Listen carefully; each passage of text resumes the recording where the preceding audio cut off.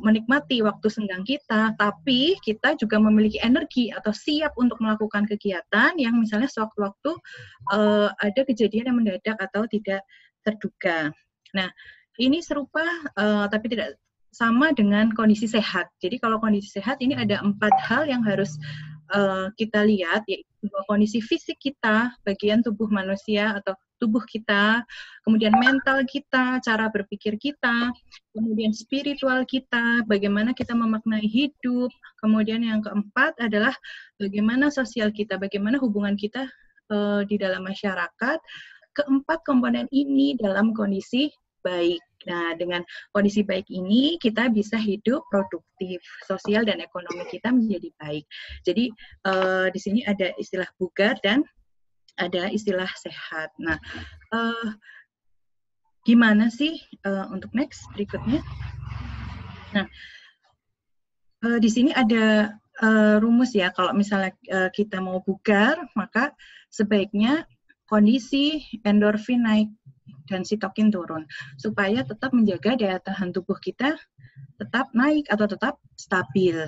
Nah, fungsinya apa sih endorfin itu kok tetap harus dipertahankan naik? Karena endorfin itu adalah suatu zat yang dilepaskan oleh tubuh kita, itu berasal dari otak. Dia tuh fungsinya salah satunya adalah untuk membuat kita menjadi rileks, membuat kita menjadi semangat, sehingga kita mempunyai energi yang positif.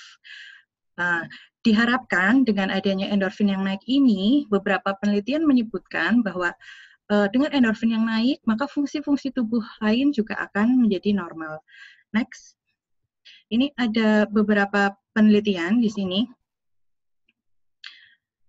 bahwa dengan adanya endorfin yang naik, maka kondisi imun kita, kondisi metabolik kita, kondisi organ fungsi tubuh kita juga baik. Ya, jadi karena endorfin itu kan diproduksi di kelenjar pituitari yang ada di otak, sementara otak ini akan memproduksi transmitter. Dengan adanya kondisi endorfin kita yang naik, maka fungsi-fungsi yang lain di dalam tubuh, ya seperti misalnya kelenjar paratiroid, ya kelenjar gondok kita, kelenjar tiroid, jantung kita, ginjal kita, kemudian organ metabolik di usus kita, di perut kita, dan organ reproduksi kita menjadi tetap baik. Ini sudah banyak penelitian yang menyatakan bahwa dengan endorfin yang rilis yang tinggi, maka fungsi organ tubuh kita menjadi baik. Imun kita juga menjadi baik, daya tahan tubuh kita juga menjadi baik. Kemudian yang berikutnya adalah bagaimana itu sitokin. Tadi kaitannya dengan sitokin. Sitokin kondisinya harus dalam kondisi turun. Jadi ibaratnya negara itu kita ada tentara, ada musuh. Jadi tentara kita adalah imun kita. Musuh kita adalah penyakit-penyakit ini yang biasanya diperantari oleh sitokin. Jadi suatu zat yang membuat organ-organ ini tidak berfungsi dengan baik. Kalau tentaranya baik, daya tahan tubuhnya baik, maka organ akan baik. Kalau sitokinnya yang dirilis ditekan, maka kondisi imun kita bisa menjadi baik. Nah, yang berikutnya adalah bagaimana sih sebenarnya, next mungkin Pak Fadl. Jadi, bagaimana sih sebenarnya supaya kita ini dalam kondisi tetap bugar. Tadi bugar adalah poin pentingnya adalah di energi. Jadi bagaimana kita bisa mengeluarkan energi dan kita mendapatkan energi yang positif supaya energi tersebut bisa membuat kita bugar. Nah, jadi satu, mungkin fungsi dari tubuh kita harus dijaga tetap baik. Kemudian pikiran kita juga harus tetap baik. Kemudian spiritual. Jadi sudah banyak penelitian bahwa puasa, bahwa sholat, yang notabene termasuk dalam rukun Islam, dan memang di surah Al-Baqarah ayat 183 ya Bapak Ibu. Bismillahirrahmanirrahim. Ya ayyuhalladzina amanu kutiba alaikumusiyam kama kutiba alal ladzina min qablikum la'allakum tattaqun. Hai orang-orang yang beriman, diwajibkan atas kamu berpuasa sebagaimana diwajibkan atas orang-orang sebelum kamu agar kamu bertakwa. Jadi sudah banyak penelitian yang menyebutkan bahwa dengan adanya puasa, maka tadi sitokin atau zat yang akan menyebabkan fungsi tubuh kita ini terganggu, ini bisa tertekan atau ditekan dengan adanya kondisi kita berpuasa.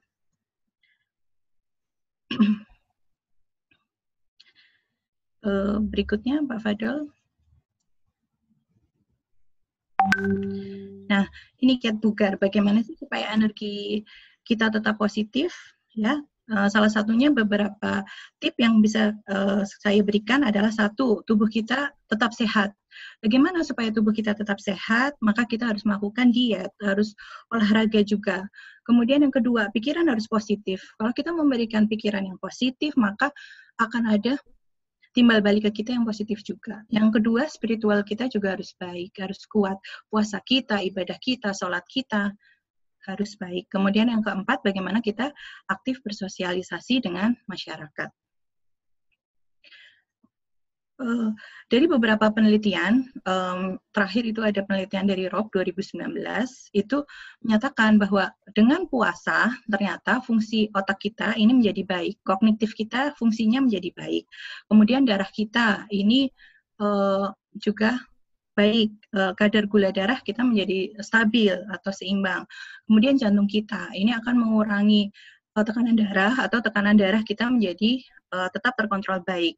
Kemudian heart rate atau denyut jantung kita akan terkontrol atau tidak tinggi, akan berkurang. Kemudian lemak di tubuh kita juga akan terkontrol, jadi tidak ada penumpukan lemak. Kemudian di saluran cerna juga akan mengurangi proses inflamasi. Kemudian di otot ini juga akan meningkatkan kemampuan dari otot tersebut untuk melakukan fungsinya untuk kontraksi dan untuk relaksasi. Oke, jadi tadi untuk energi, jadi bugar, tadi kan poinnya adalah di energi. Nah, energi itu harus kita dapatkan dari diri kita sendiri dan juga dari luar. Dari diri kita sendiri tadi, kembali lagi tadi Pak Fadol yang kiat bugar sebelumnya, 2 slide berikutnya, bahwa kita harus kita harus slide berikut yang terus Pak, terus next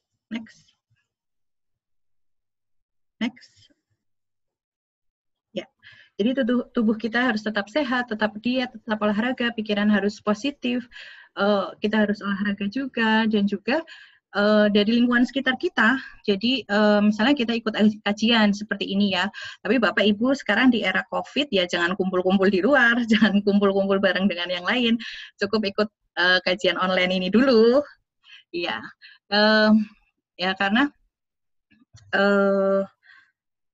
di era COVID tentu kita tidak boleh banyak hal yang harus kita batasi untuk berkumpul atau physical distancing.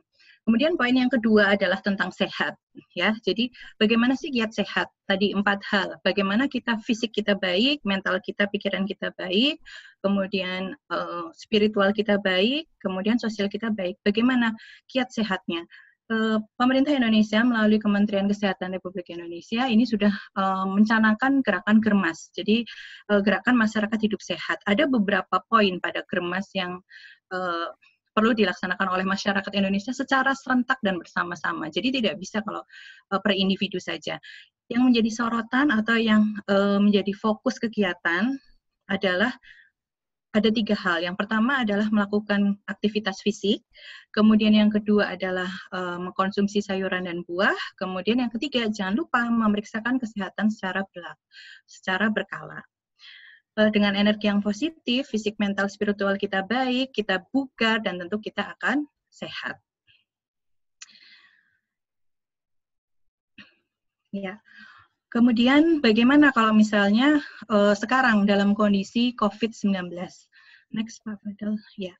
Jadi pada saat kondisi seperti sekarang adanya COVID-19, tentu kita harus menjaga diri kita dan keluarga kita. Supaya kita tetap bugar dan tetap sehat, ini dari Kemenkes Republik Indonesia sudah mencanangkan gerakan masyarakat hidup sehat. Ada 10 poin tentang bagaimana sih kiat kita menghadapi COVID-19. Ya, karena kita tidak ingin, tidak ada satupun dari kita yang ingin ada pandemi seperti ini. Seperti di surat Al-Taghabun ayat 11. Tidak ada suatu musibah pun yang menimpa seseorang kecuali dengan izin Allah. Dan barang siapa beriman kepada Allah, niscaya dia akan memberikan petunjuk kepada hatinya. Allah Maha mengetahui. Dan dengan adanya kondisi seperti ini, maka ada 10 hal yang harus kita lakukan. Yang pertama adalah makan dengan gizi seimbang. Next, Pak Fadel. Bagaimana sih makan gizi seimbang? Jadi pedomannya adalah Bapak Ibu harus melaksanakan 10 hal ini sesuai dengan advice dari Gerakan Masyarakat untuk Hidup Sehat dari Kemenkes RI. Jadi yang pertama adalah yang perlu dipedomani adalah untuk seimbang dalam hal gula, garam, jadi tidak boleh berlebihan. Jadi gula yang harus dikonsumsi oleh kita itu maksimal, paling banyak itu hanya boleh 4 sendok makan per hari. Kemudian garam itu maksimal itu 1 sendok teh per hari. Dan pada saat memasak untuk dikurangi. Dan jangan lupa hindari makanan-makanan yang cepat saji. Kemudian untuk protein dan untuk lemak, untuk protein ini ikan sebaiknya dikonsumsi 3 kali seminggu. Kemudian untuk lemak-lemakan, daging berlemak, minyak itu untuk minyak itu kurang lebih maksimal itu kurang dari 2 sendok makan per hari. Kemudian yang berikutnya, ini yang nomor 2 di sini, pesan umum gizi seimbang. Poin nomor 2 adalah perbanyak makan sayuran dan cukup buah-buahan. Nah, di sini yang dimaksud porsinya ada berapa, itu yang baik, yang seimbang adalah 5 porsi buah-buahan dan sayur-sayuran setiap hari. Ini setara dengan 400 sampai 500 gram per hari. Atau kalau misalnya kita memasak, sayuran yang kita masak itu 1 porsi sebanding dengan 3 sendok makan. Jadi kalau 5 porsi itu berarti 15 sendok makan sayuran yang kita masak. Kemudian kalau buah, ini berarti misalnya 1 buah jeruk, 1 buah apel, 1 mangga, 1 pisang, itu 1 porsi. Kalau 5 porsi berarti dikalikan 5. Kemudian yang berikutnya adalah, ini poin nomor 6, biasakan sarapan. Itu kalau lagi nggak puasa ya Bapak Ibu, kalau sekarang kita lagi puasa, berarti sarapannya diganti dengan sahur. Jangan lupakan sahur, jadi kadang-kadang kan ada, saya nggak usah sahur gitu. Nah ini sebaiknya tetap sahur. Apalagi nanti yang akan kita bahas berikutnya adalah pada kondisi-kondisi diabetes, tekanan darah tinggi atau kolesterol, tetap harus sahur dan harus buka puasa. Tapi nanti ada tips and triknya bagaimana sih. Kemudian jangan lupa minum air putih ya, walaupun kita dalam kondisi puasa, kebutuhan cairan kita ini tetap 1,5 ml per kilogram berat badan per hari. Atau yang sudah banyak minimal lah yang sudah banyak digembar-gemborkan oleh pemerintah atau ahli kesehatan, ini 8 gelas. Jadi walaupun kita puasa, tetap tolong Bapak Ibu konsumsi mineral tetap 8 gelas. Bisa kok kalau puasa 8 gelas. Misalnya kita bangun tidur minum 1 gelas, habis sahur 1 gelas, kemudian pada saat buka azan kita minum 1 gelas. Mungkin nanti Bapak Ibu akan ada yang break dulu untuk sholat maghrib. Nanti setelah sholat maghrib, nanti makan lagi, minum air putih. Kemudian nanti makan buka, nanti minum air putih. Kemudian mau sholat tarawih, minum air putih. Setelah tarawih, minum air putih. Kemudian nanti mau tidur, air putih. Sudah 8 gelas. Malah bisa lebih. Kalau itu minumnya misalnya 2 gelas, lebih dari 1 gelas. Ya. Kemudian yang berikutnya adalah, yang nomor 8 adalah, jangan lupa membaca label pada kemasan pangan. Karena kalau kita kan ada makan yang kita makan langsung, ada yang kita beli di kemasan. Kalau misalnya itu tidak dilihat, nanti tadi yang gula, garam itu nanti tidak terukur. Itu yang menjadi sering berlebih.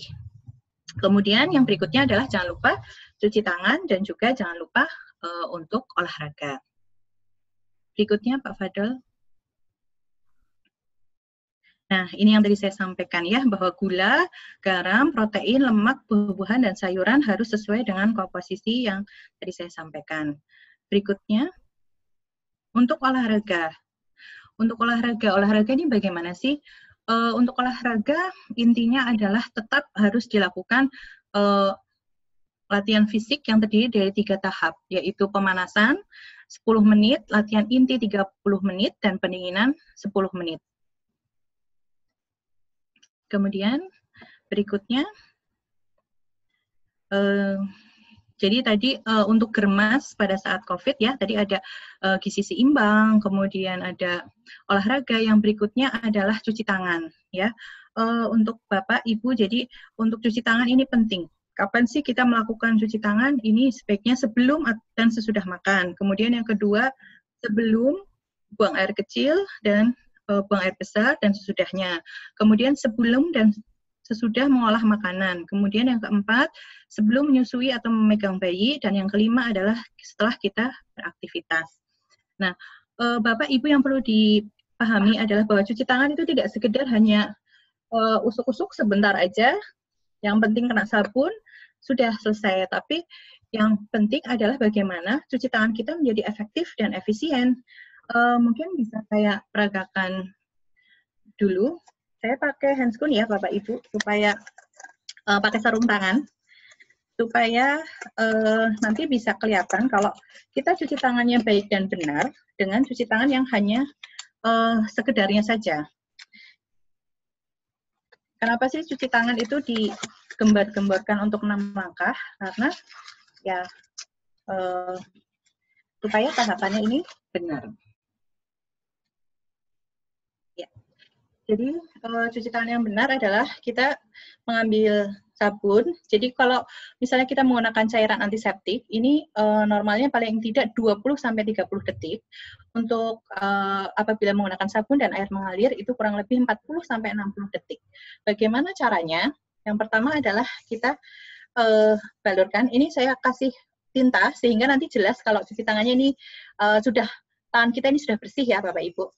Jadi ini ya, kita sabun, kita tahap yang pertama kita ratakan, kemudian yang pertama punggung tangan kita, kemudian yang kanan dan yang kiri, kemudian telapak tangan kita, kemudian gerakan mengunci seperti ini Bapak Ibu. Ya, untuk di buku-buku, kemudian ibu jari kita,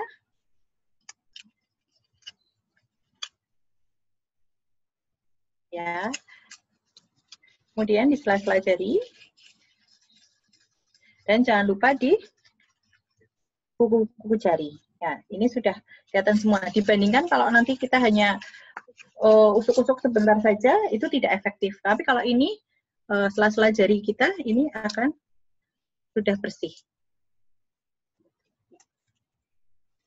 Ya, berikutnya Pak Fadol. Tadi poin yang berikutnya dari germas pada saat COVID yang perlu kita tekankan adalah masalah etika pada saat kita batuk. Ya, jadi kalau misalnya ada masker, maka gunakan masker. Jangan lupa pada saat menggunakan masker, pastikan ini hidung kita tertutup dan dagu kita ini tertutup. Jadi masker kita harus dibuat sampai tertutup sampai sini, ya. Kemudian diikat. Nah, jangan lupa kalau sudah selesai, ini dibuka. Ya, maskernya jangan dipegang ya Bapak Ibu, karena itu mungkin sudah kena batuk atau kena lendir Bapak Ibu, atau misalnya kita dari luar rumah juga mungkin ada cipratan-cipratan droplet yang sudah menempel di masker kita. Jadi begitu selesai dilepas, langsung kita buang di tempat sampah. Jangan lupa Bapak Ibu untuk cuci tangan. Kalau tidak ada masker, maka Bapak Ibu bisa misalnya kalau ada batuk, bisa menggunakan lengan atas bagian dalam. Jadi mulut dan hidung kita ini ditutup dengan lengan atas bagian dalam. Atau kalau tidak ada lagi, bisa kita gunakan tisu. Ya, baik masker, baik tisu, nanti dibuang ke tempat sampah. Jangan lupa kita cuci tangan. Oke, yang berikutnya adalah istirahat. Jangan lupa istirahat kita juga harus cukup, Bapak Ibu. Jadi kalau balita usia prasekolah ini biasanya rentang waktu adalah 10-14 jam. Untuk remaja itu kurang lebih 10 jam. Kalau sudah usia lanjut itu biasanya 8 jam. Berikutnya, Pak.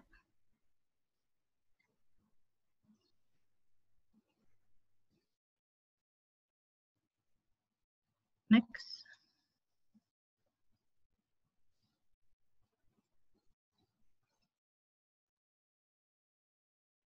Ya, ini tadi yang masker. Kemudian berikutnya.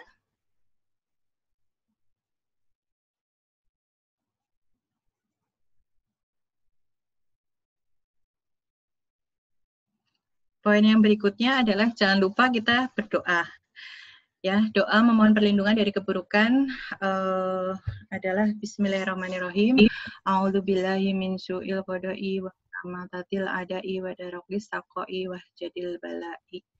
Amin. Aku berlindung kepada Allah dari putusan yang buruk, akibat yang menyengsarakan, dan upaya musuh yang mencelakai dan besarnya bencana. Ya.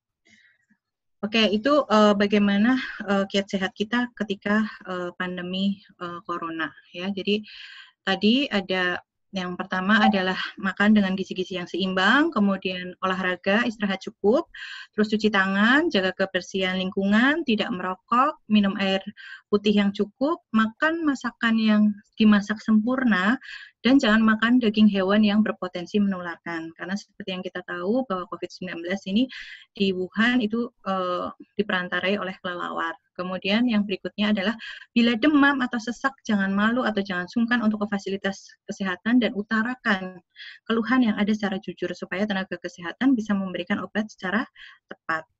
Kemudian yang ke-9 adalah gunakan masker, yang ke-10 berdoa. Oke, kemudian yang berikutnya adalah materi kita yang selanjutnya, itu tadi materi kita yang pertama. Kemudian materi kita yang berikutnya adalah berkaitan ini dengan germas kita, yaitu untuk memeriksakan kesehatan secara berkala. Ya, materi kita yang kedua adalah bagaimana puasa.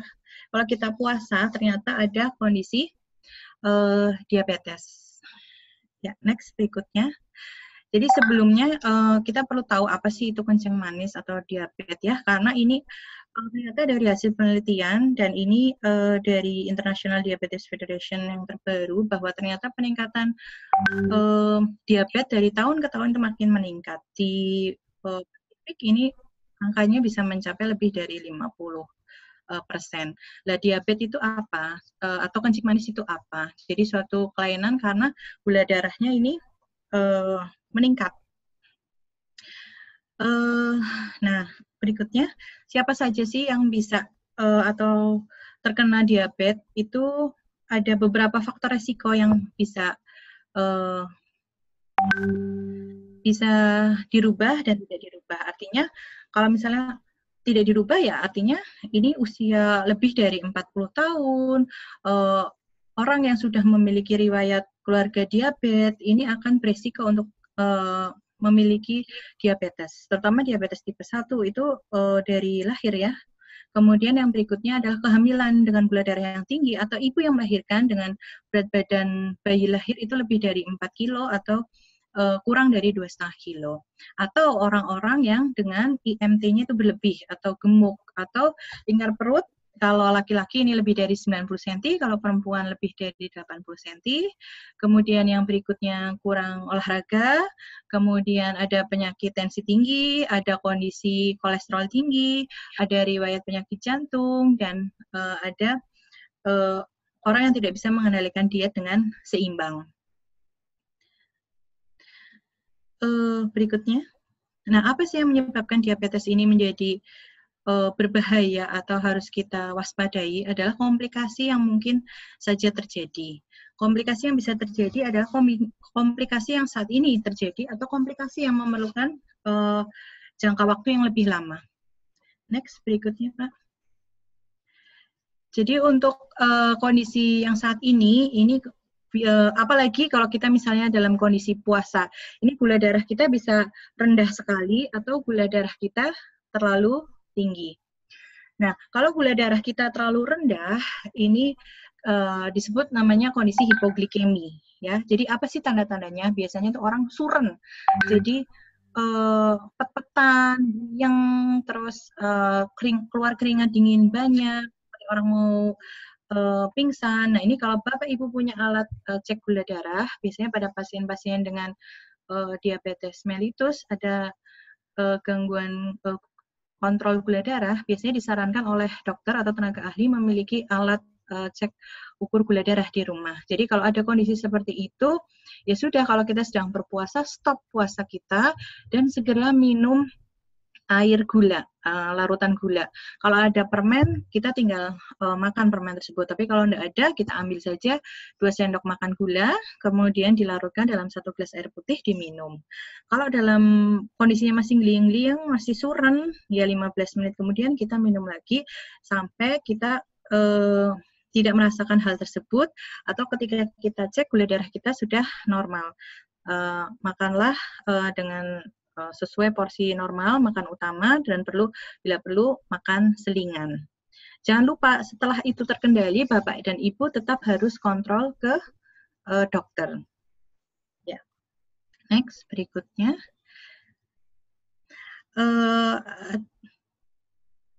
Next, hidrasi. Jadi kita kan tinggal di wilayah tropis. Ini resiko untuk terjadinya dehidrasi ini juga tinggi. Kalau ada dehidrasi, maka resiko gula darah ini bisa tidak seimbang, bisa berlebih naik. Kemudian yang berikutnya adalah bila gula darahnya tinggi, itu juga akan berbahaya. Ya, kemudian bagaimana tips bugar dan sehat apabila ada kondisi diabetes? Jadi berbagai perhimpunan yang ada di dunia, termasuk di Indonesia, ini bisa Bapak Ibu lihat di sini, bahwa ada beberapa poin yang di sini yang sama. Jadi mau dari WHO, mau dari Amerika, mau dari Perkeni ini dari Indonesia, bahwa ada 3 hal yang bisa Bapak Ibu kendalikan mandiri di rumah. Yang pertama adalah harus tahu apa itu diabetes, harus tahu bagaimana mengendalikan diabetes. Ya, salah satunya nih kita lewat kajian ini diharapkan kita menjadi tahu bagaimana kita bisa mengontrol diabetes kita. Kemudian poin yang kedua adalah dengan terapi nutrisi. Kemudian yang ketiga adalah dengan aktivitas fisik. Nah, yang keempat dan sebagainya ini bermacam-macam ya. Ada yang dengan obat-obatan. Untuk obat-obatan ini masing-masing pasien dengan kondisi diabetes itu tidak sama. Jadi Bapak dan Ibu harus konsultasi dengan dokter Bapak Ibu yang selama ini untuk memberikan obat, karena mungkin ada yang perlu penyesuaian dosis, terutama kalau pemberian insulin atau obat-obat tertentu. Jadi dan itu butuh waktu yang lama untuk tubuh kita ini bisa mentolerir, terutama dalam kondisi puasa. Oke, yang pertama adalah tentang diet. Berikutnya, Pak. Ya, jadi bagaimana sih kalau misalnya pasien ini kita sedang puasa tapi ada diabetes. Jadi kalau misalnya gula darahnya terlalu rendah, itu tadi gula darah hipoglikemi, gula darah kita terlalu rendah, kurang dari 60 atau bahkan terlalu tinggi, lebih dari 300, maka disarankan untuk puasa dibatalkan. Ya, kemudian kontrol gula darah kita, jangan terlalu sering, dan setiap hari lah, kurang lebih 3 hari. Kemudian ada orang yang juga berisiko tinggi untuk misalnya dilakukan puasa. Siapa saja mereka yang sebaiknya tidak puasa? Ini orang-orang dengan risiko tinggi. 1, misalnya dalam 3 bulan ini, Bapak Ibu yang ada diabetes, ini tidak terkontrol gula darahnya. Jadi bisa gulanya rendah sekali.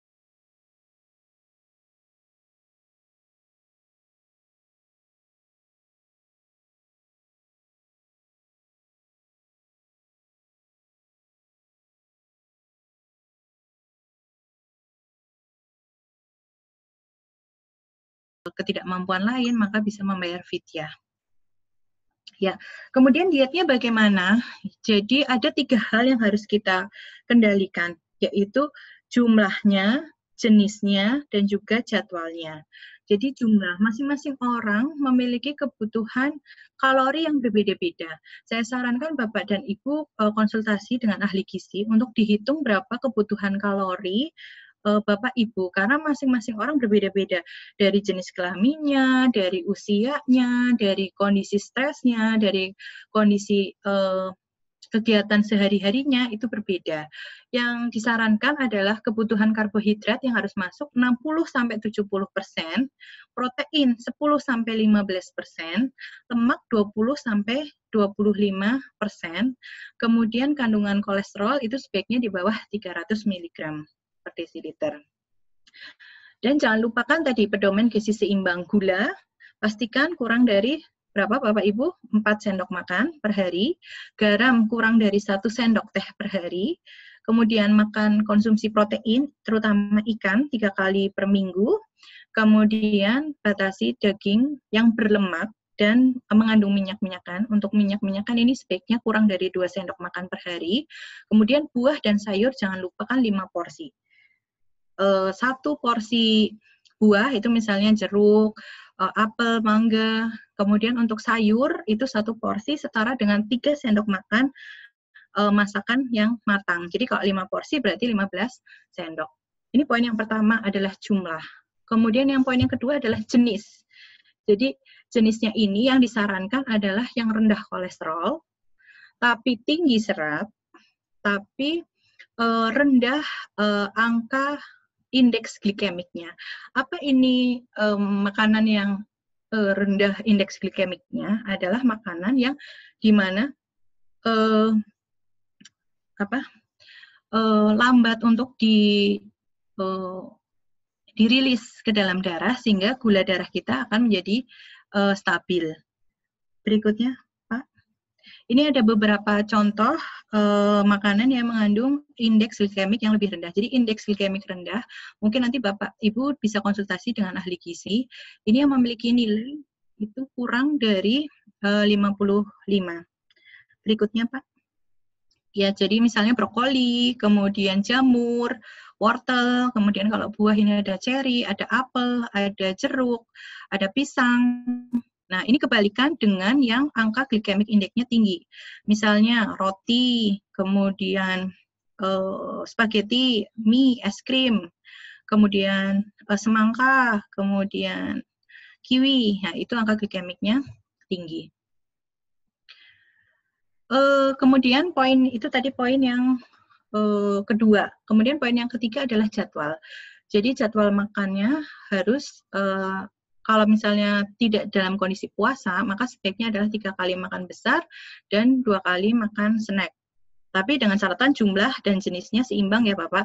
Bukan berarti 3 kali makan besar, 2 kali makan kecil, terus porsinya jadi banyak. Kemudian yang penting juga kunyah makanan perlahan dan porsinya kita ngambil dalam piring kecil Bapak Ibu. Jangan piring yang besar. Karena yang namanya diabetes itu bawaannya biasanya lapar, bawaannya haus, bawaannya buang air kecilnya sering. Nanti kalau misalnya kita ambil pakai piring yang besar, bisa kelebihan jumlahnya. Kemudian jangan lupakan piring model T. Jadi buah dan sayur itu harus separuh lebih besar daripada nasi dan lauk. Kemudian diet diabetes yang berikutnya adalah jangan lupakan cairan. Jadi kebutuhan cairan kita adalah 1,5 ml per kilogram berat badan per hari. Atau yang gampang lah itu 8 gelas air putih minimal setiap hari. Oke, yang berikutnya adalah tadi tips bugar dan sehat diabetes. Yang pertama tadi diet, yang kedua adalah tentang olahraga. Bagaimana olahraga kalau misalnya kita dalam kondisi puasa? Berikutnya, Pak. Ya, jadi kalau kita dalam kondisi puasa, ini tetap bisa olahraga. Itu kalau misalnya kita mau olahraga itu dilakukan 2 jam sesudah buka puasa. Dan kalau puasa, maka intensitas dan durasinya kita kurangi. Ya, jadi kalau yang tidak dalam kondisi puasa, ini biasanya intensitasnya sedang. Kemudian durasinya biasanya 150 menit per minggu. Nah, untuk masing-masing orang ini kan kemampuan berbeda-beda. Dan pada awal puasa, di tengah puasa, sama akhir puasa, tubuh kita kan berbeda juga dalam mentolerir gula darah kita. Maka mungkin di awal-awal puasa kita bertahap dulu dari intensitas yang ringan, sedang. Kemudian apa sih olahraga yang disarankan untuk pasien-pasien dengan diabetes? Itu biasanya jogging, yaitu yang intensitasnya sedang. Apa saja itu? Biasanya adalah jogging, senam, renang, dan sepeda. Tapi sekarang lagi puasa, jadi ya jangan renang ya Pak. Ibu nanti malah batal puasanya, apalagi di era COVID. Kita juga kan tidak boleh kumpul-kumpul keluar, maka jogging, senam, dan sepedanya juga di rumah saja, jangan keluar-keluar. Dan yang paling penting, jangan lupa adalah lakukan senam diabetes. Jadi senam diabetes itu bisa dilakukan dengan duduk atau dengan berdiri. Jadi tangan dan kaki kita ini digerak-gerakkan, ya, bisa ke atas, bawah, kemudian diputar, ya, jadi sambil duduk, sambil istirahat bisa dilakukan. Oke, kemudian yang berikutnya adalah untuk obat. Untuk obat, saya sarankan Bapak Ibu tetap konsultasi dengan dokter, karena ada beberapa obat yang harus disesuaikan dosisnya. Oke, itu materi kita yang kedua. Sekarang materi kita yang ketiga adalah bagaimana kalau kita puasa tapi ada kondisi tensi tinggi. Next. Jadi kondisi tensi tinggi ini adalah bila Bapak Ibu melakukan pemeriksaan ke tenaga ahli. Ini kalau tensi itu 100 lebih dari 140, bawahnya 90. Jadi lebih dari 140/90. Kalau Bapak Ibu memiliki tensi sistolnya atau yang tadi atas, ini 120 sampai 139 dan yang bawah ini kisaran 80 sampai 89, ini harus hati-hati. Ini adalah kondisi pra-tensi tinggi atau pra-hipertensi. Kenapa tensi ini berbahaya? Karena sering sekali timbul tanpa keluhan, sehingga sering menjadi silent killer. Dan angkanya pun dari tahun ke tahun ini tinggi sekali. Ini angkanya bisa mencapai 1 miliar di dunia dan 2/3-nya ternyata di negara berkembang. Nah, kemudian ternyata hipertensi ini atau tensi tinggi itu 90% tidak diketahui sebabnya apa dan hanya 10% yang diketahui sebabnya. Ini biasanya berbarengan dengan penyakit lain seperti diabetes, seperti kolesterol tinggi. Jadi biasanya diabetes, tensi tinggi itu mereka tidak berdiri sendiri, tapi mesti biasanya berjalan beriringan. Ini yang terdiagnosis. Yang harus hati-hati adalah bila tidak terdiagnosis atau tidak diketahui kalau Bapak Ibu mengalami tensi tinggi. Karena komplikasinya cukup berbahaya. Bisa timbul penyakit jantung, stroke, penyakit ginjal, penyakit gangguan mata, penyakit pembuluh darah, penyakit otak. Pada kondisi puasa, ini yang harus hati-hati adalah kondisi dehidrasi. Kalau kondisi dehidrasi, tekanan darah bisa tidak seimbang, bisa terlalu rendah. Tapi begitu juga sebaliknya, kalau kita buka puasa, makannya, terus yang manis-manis, yang asin-asin, garamnya terlalu banyak, tensi kita bisa tiba-tiba tinggi. Kemudian bagaimana tips sehat dan bugar apabila kita ternyata ada kondisi tensi tinggi?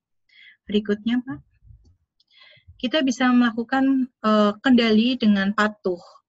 Patuh itu apa? P, periksa kesehatan secara rutin.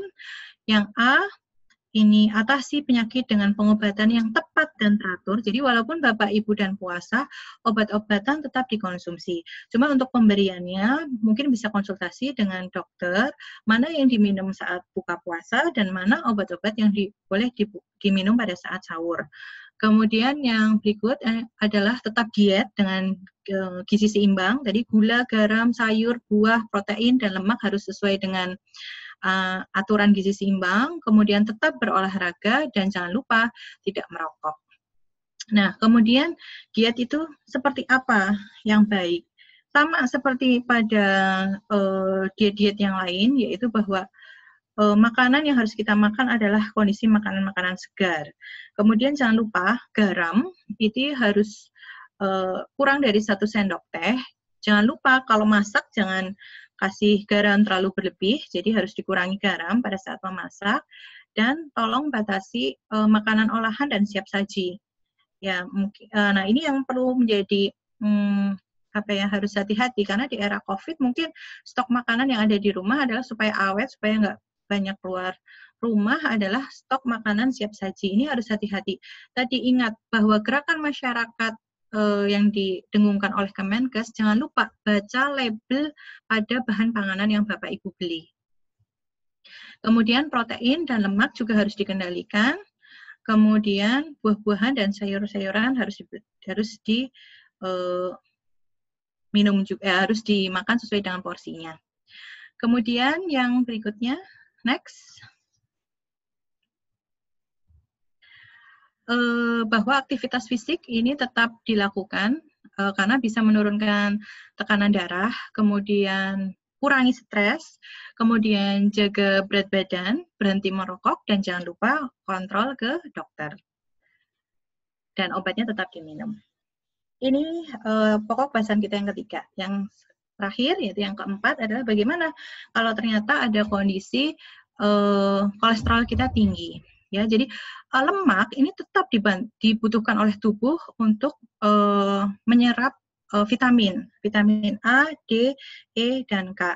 Nah, tipsnya gimana sih biar kita tetap bugar dan sehat? Jangan lupa dicek.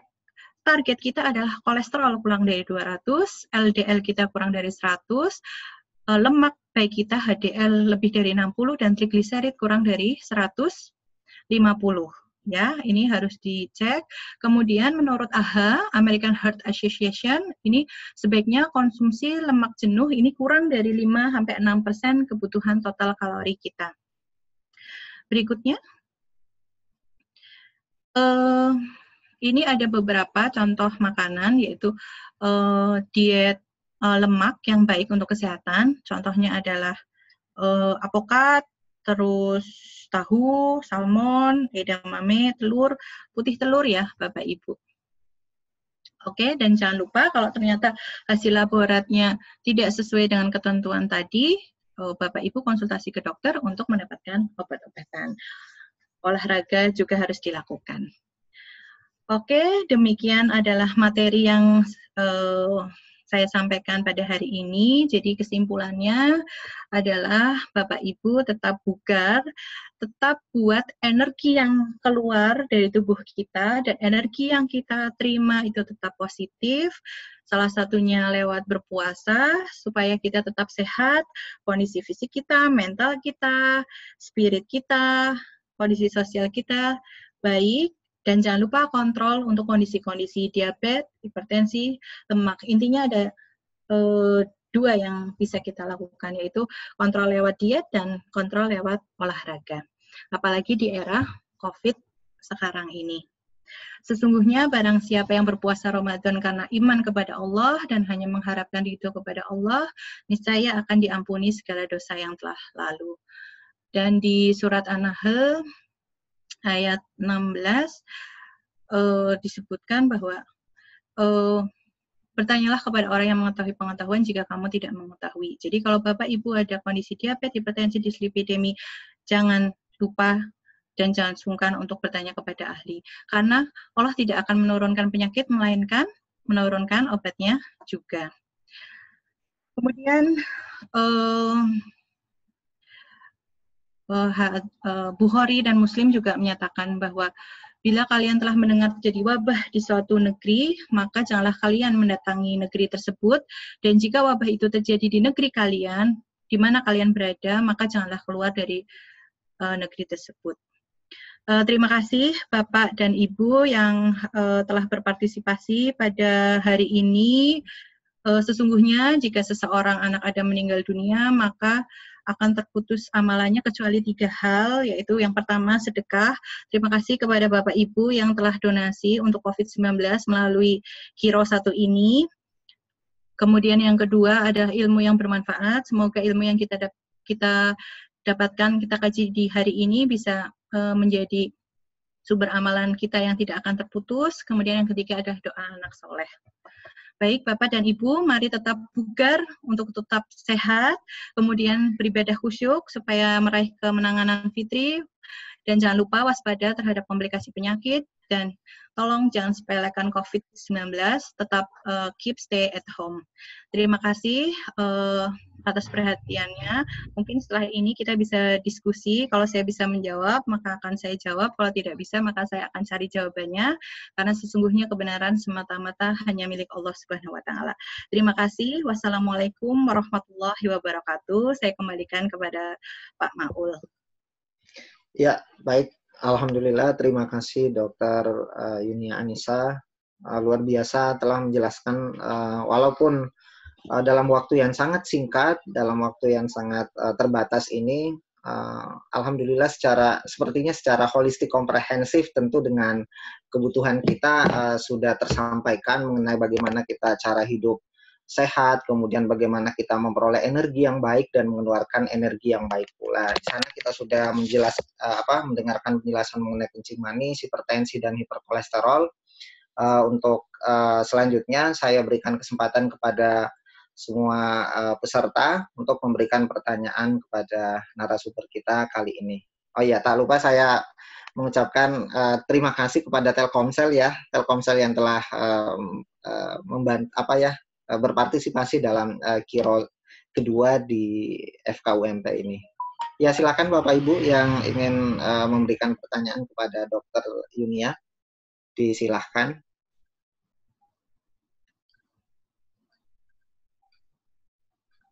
Ya, mungkin dari adik-adik mahasiswa ternyata juga ada yang bergabung, silahkan. Halo Ya, semuanya, tetap ya. sehat, tetap bugar. Alhamdulillah dok. Bentar lagi. Dokter Resa angkat tangan ini. Oke, silahkan Dokter Resa, dok. Ya, terima kasih atas kesempatannya Pak Maul kepada Dr. Yunia. Mungkin saya ada langsung saja nggak dok, ada 2 pertanyaan. Yang pertama tadi mengenai kiat sehat pada masa puasa ini kan bagi beberapa orang mungkin dengan adanya bulan Ramadan ini mengurangi waktu istirahatnya dia. Jadi karena harus bangun tengah malam untuk sahur, untuk sholat malam, kemudian beraktivitas sepanjang hari sampai malam seperti itu. Itu bagaimana mengantisipasi supaya walaupun istirahatnya kurang, tetapi secara fisik tidak menurunkan produktivitas atau kebugaran fisiknya. Yang pertama. Kemudian yang kedua, pertanyaan saya terhadap beberapa orang yang harus mengkonsumsi obat secara rutin ya, per 12 jam atau per 8 jam selama puasa ini kan ada perubahan jadwal minum obat. Itu bagaimana mengantisipasi supaya perubahan jadwal minum obat itu tidak mempengaruhi efek kerja obat yang ingin kita capai. Saya kira itu saja pertanyaannya. Terima kasih. Ya, terima kasih Dokter Resa, bisa langsung ke Dokter Yunia. Ini sangat mewakili peserta barangkali Bapak Ibu, terutama pertanyaan nomor 2 itu luar biasa. Ya, silakan Dokter Yunia. Oke, terima kasih Dokter Resa atas pertanyaannya.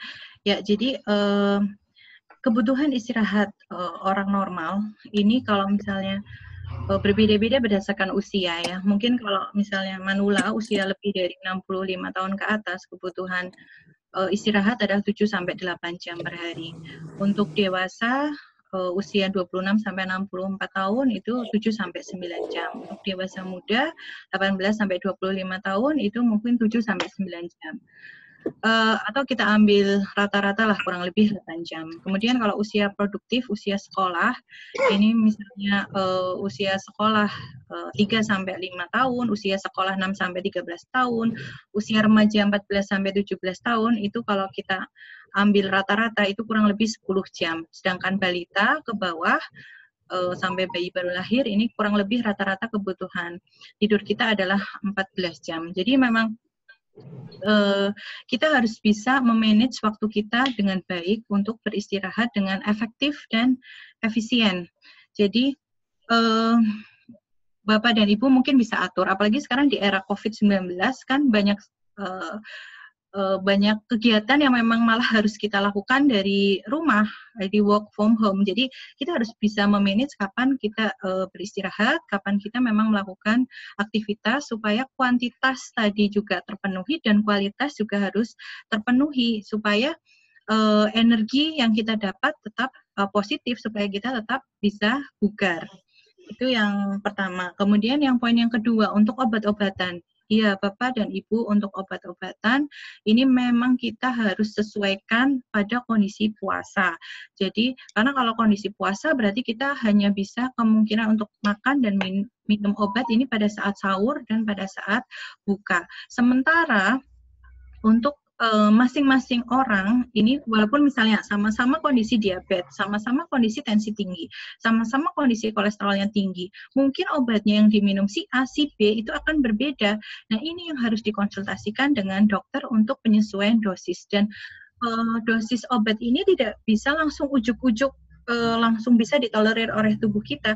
Biasanya jauh-jauh hari sebelum kita puasa Ramadan, biasanya dilakukan evaluasi terlebih dahulu. Misalnya contoh pada kasus kondisi diabetes.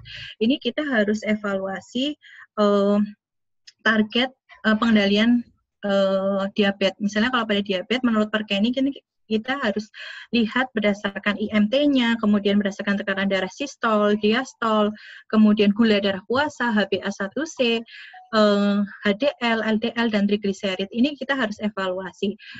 Misalnya, kalau pasien dengan minum obat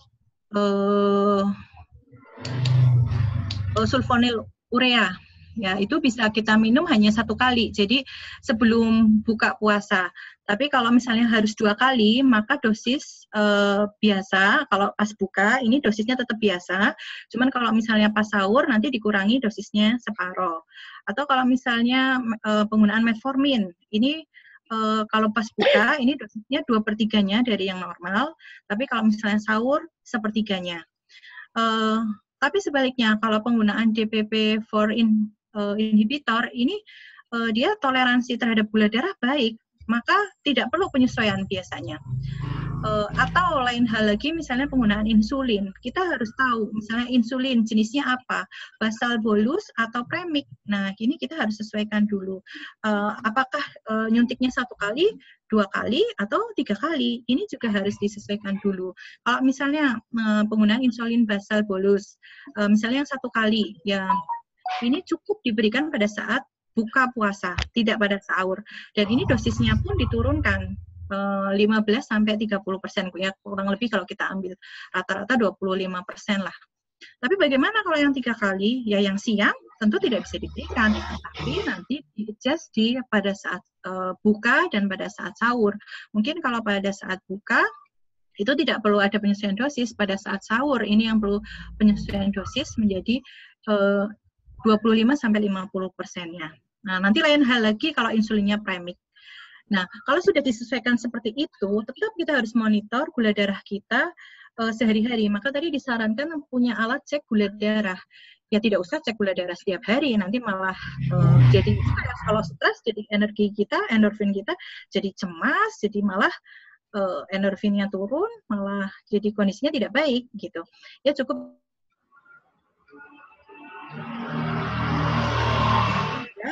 atau terlalu tinggi, nah itu yang bisa disesuaikan lagi. Kalau misalnya tadi penggunaan insulin, kalau misalnya ternyata gula darahnya kurang dari 70, ya dosis obatnya dikurangi 4 unit. Nanti tapi kalau gula darahnya lebih dari 200, dinaikkan 4 unit. Nah, itu contoh kalau misalnya kondisi diabetes. Lain halnya kalau misalnya kondisi tensi tinggi, ini obat-obatan juga harus kita sesuaikan. Karena kan ada obat-obatan yang memang bekerja efektif pada malam hari, ada yang bekerja efektif pada pagi hari. Atau misalnya sudah ada komplikasi ginjal, nah itu juga harus ada dosis penyesuaian juga. Gitu. Untuk kalau obat-obatan untuk kontrol kolesterol itu memang karena kondisi malam, obat-obatan tersebut memang diminumnya malam hari, tentu tidak akan ada kesulitan untuk penyesuaian dosis karena dosisnya bisa tetap sama dan tetap diberikan pada malam hari. Untuk penyakit-penyakit yang lainnya, tentu masing-masing orang akan berbeda, dan saya sarankan untuk konsultasi ke dokter yang biasa menangani Bapak Ibu.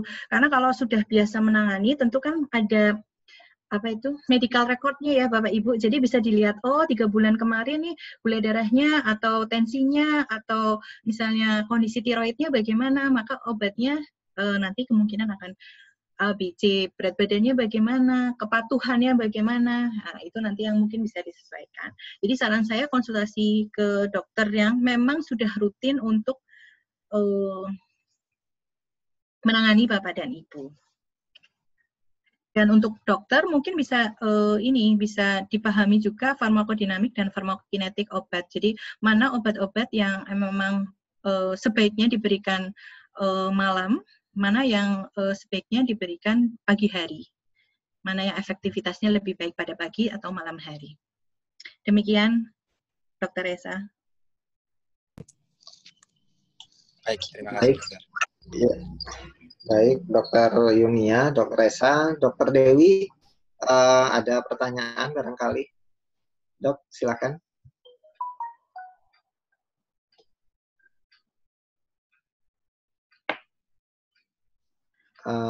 Dari Dr. Dewi tidak ya, Dok? Iya, silakan. Pertanyaan saya begini, Dok. Kalau orang diabetes kemudian puasa itu kan punya kondisi darurat yang mengharuskan dia akhirnya tiba-tiba berbuka. Nah, kalau kolesterol itu kondisi seperti apa yang mengharuskan pasien membatalkan puasanya? Urgensinya kalau diabetes kan pada saat hipoglikemi atau turun gula darahnya secara mendadak itu keadaan yang gawat. Nah, kalau kolesterol itu bagaimana keadaan gawatnya yang mengharuskan pasien batal berpuasa? Kemudian penanganannya bagaimana? Kalau misalkan tadi kan dokter mengatakan kalau tiba-tiba pusing karena gula darahnya rendah itu segera minum larutan gula. Kalau kolesterol atau hipertensi itu kira-kira urgensinya untuk membatalkan puasa itu apa, Dok? Terima kasih. Sama-sama. Ya. Langsung saja, Dokter, dijawab. Dok. Ya. Oke, jadi kalau kondisi kolesterol tinggi, ini kita tidak bisa ada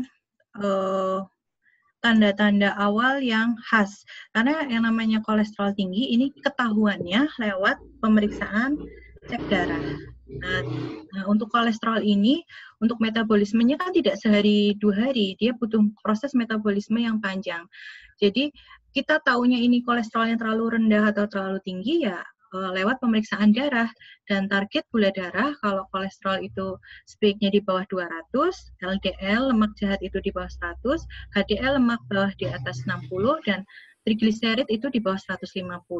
Dan yang perlu dipahami adalah kondisi dislipidemi ini biasanya tidak berdiri sendiri, dia seringkali bersama-sama dengan kondisi kelainan metabolik yang lain, seperti misalnya gangguan metabolik karena diabetes, karena hipertensi.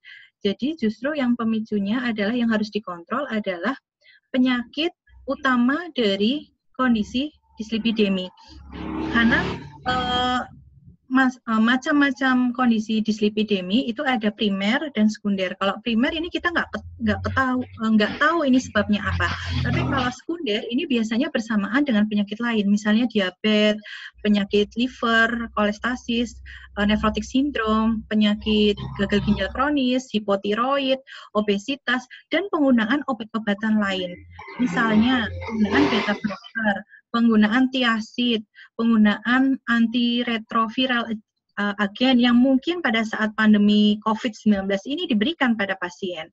Kemudian pemberian obat-obatan estrogen, progesteron, glukokortikoid ini bisa mempengaruhi kondisi lemak dalam tubuh kita.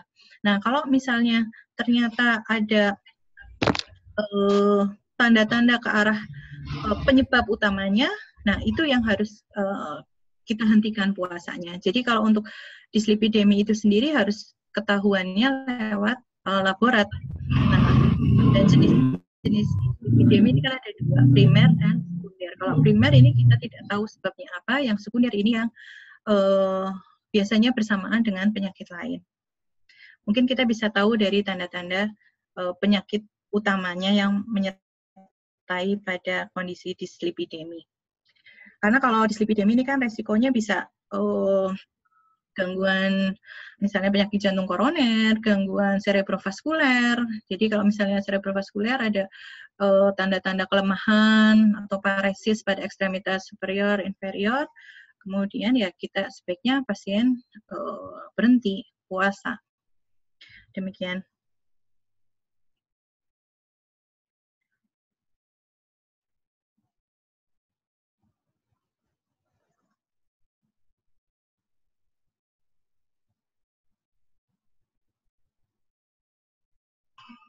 Ya, terima kasih Dokter Yunia, Dokter Dewi. Mungkin ada lagi yang harus didiskusikan, silakan. Dokter Dewi, bagaimana dok? Ya, sudah. Terima kasih. Ya, terima kasih Dokter Dewi. Oke, tadi dari teman-teman dosen yang banyak bertanya, mungkin dari adik-adik mahasiswa atau dari peserta di luar UMP, silahkan dengan sangat terbuka diberikan kesempatan. Silahkan adik-adik dan Bapak Ibu yang ada di sana. Masih ada waktu. Ini kita berakhir sampai jam berapa, dokter? Dokter Fadol, sampai udah lewat. Ini udah lewat. Mestinya kita berakhir di pukul 17. 17.15 nggak masalah. Oke. Siap. Mohon maaf ya Dokter Yunia di 12 sampai 15 menit, Dok. Siap. Pokoknya kalau saya bisa menjawab, saya jawab. Kalau tidak, nanti akan saya coba cari literaturnya. Iya, terima kasih, Dok. Bagaimana adik-adik mahasiswa di sana, ada pertanyaan?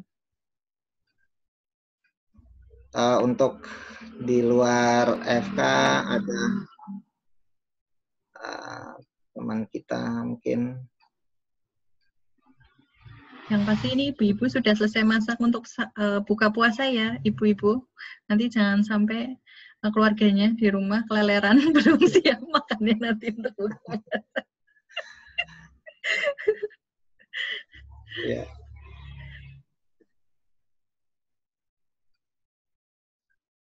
Ya, bagaimana Bapak Ibu? Cukup? Ya, yang di Jogja barangkali mau bertanya, Dokter Rizka. Silakan, Dok.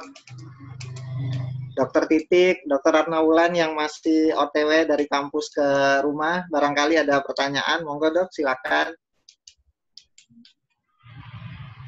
Assalamualaikum warahmatullahi wabarakatuh. Waalaikumsalam warahmatullahi wabarakatuh. Waalaikumsalam. Join, kebetulan baru pulang persiapan. Mungkin bukan pertanyaan sih. Apa saja. Terima kasih Bu Dunia.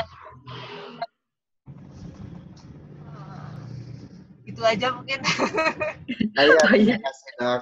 Apa aja. Ya. Nanti ada kira 2 ya Dok ya.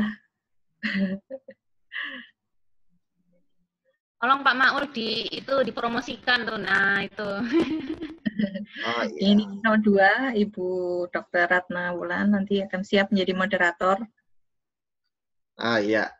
Jadi Bapak Ibu semua peserta Kiro pertama ini kita ada lagi Kiro yang kedua dengan narasumber Dr. Agus Sulianto, SPTHT KL, tentu dengan terkait kesehatan ini ya, kesehatan telinga, hidung, tenggorokan ya Bapak Ibu, dan dimoderatori oleh Dr. Ratna Wulan. Ini pas banget untuk pandemi COVID juga, jadi dimohon kalau ada kesempatan silahkan bergabung Bapak Ibu. Ya, kesempatan terakhir saya tawarkan lagi kepada peserta kali ini. Barangkali masih ada pertanyaan, disilahkan. Dokter Titik. Iya, Dokter Titik barangkali Dok, ada pertanyaan? Saya mau nanya lagi. Ya, silahkan Dok. Dokter Dewi. Iya, Dokter Dewi. Ya, terkait dengan cairan Dok. Ya. Cairan untuk Betul. yang hipertensi. Kalau misalkan dia tensinya tinggi tapi cukup bisa terkendali dengan kondisi ginjal yang masih bagus, apakah masih tetap boleh minum 2 liter per hari atau 8 gelas itu?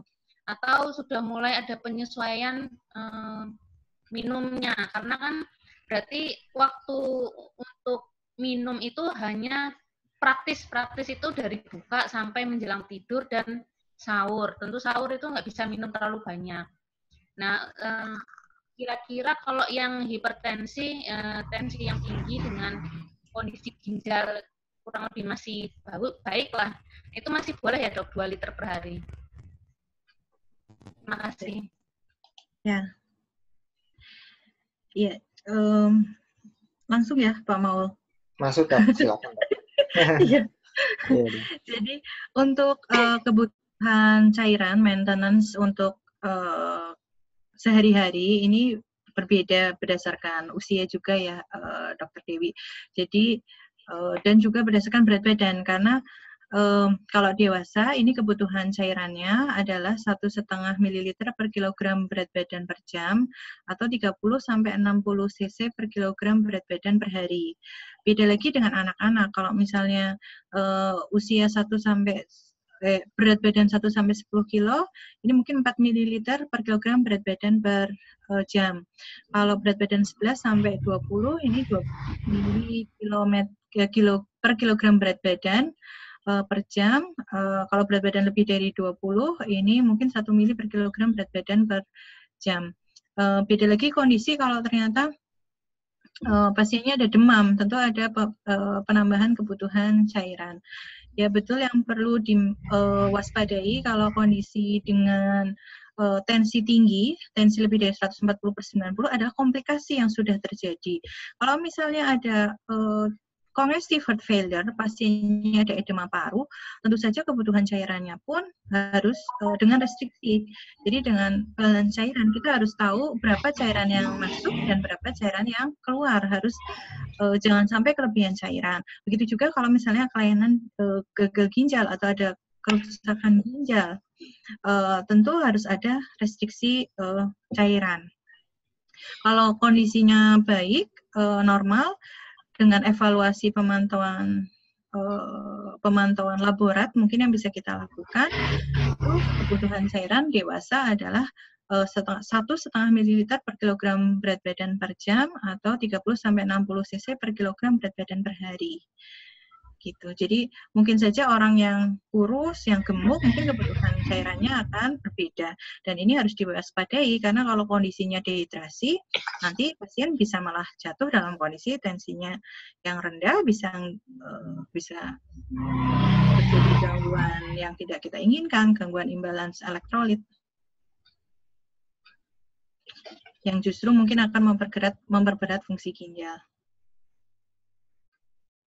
Mungkin tadi untuk tips and triknya, kalau misalnya 8 gelas, mungkin bisa diminum 1 gelas pada saat bangun tidur, 1 gelas setelah sahur, 1 gelas pada saat berbuka, kemudian 1 gelas nanti setelah sholat maghrib, 1 gelas sebelum sholat isya, 1 gelas setelah sholat tarawih, dan 1 gelas setelah pada saat akan tidur. Demikian Dr. Dewi. Ya, baik Dr. Yunisa, terima kasih Dr. Yuni Anissa dan Dr. Dewi, teman-teman semua peserta Kiro pertama bulan Ramadan ini. Sepertinya kita sudah lewat 1 menit dari batas waktu.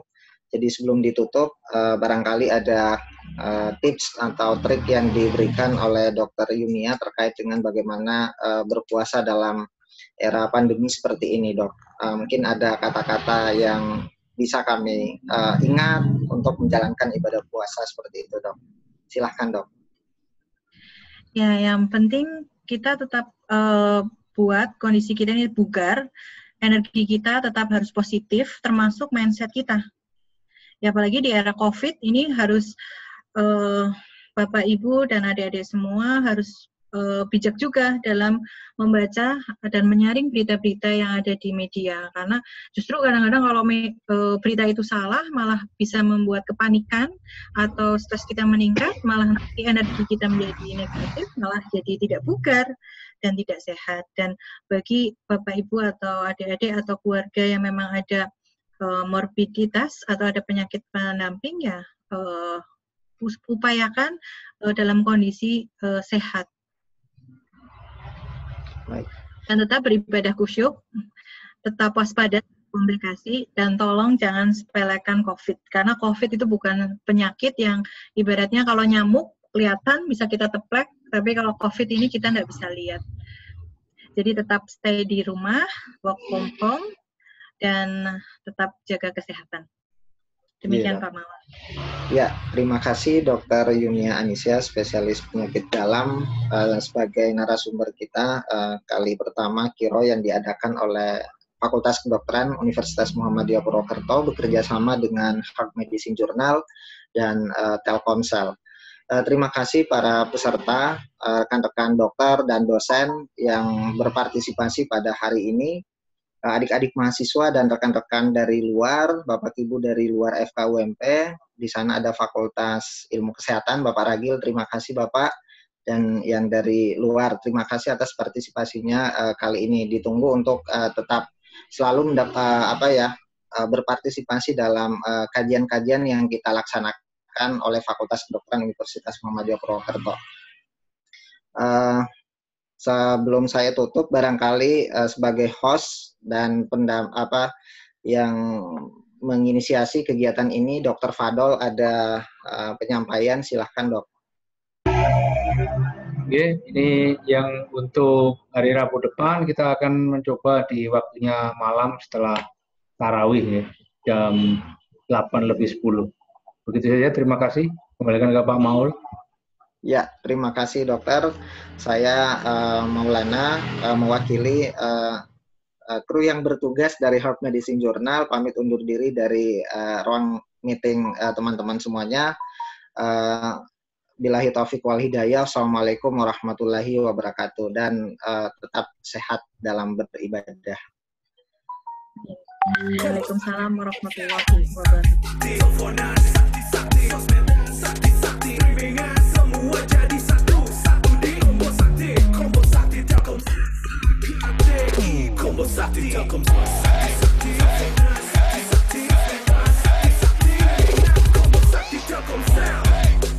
Sakti buat pakai aplikasi apa aja, kapan aja. Combo Sakti Telkomsel, gak worry, 30 hari.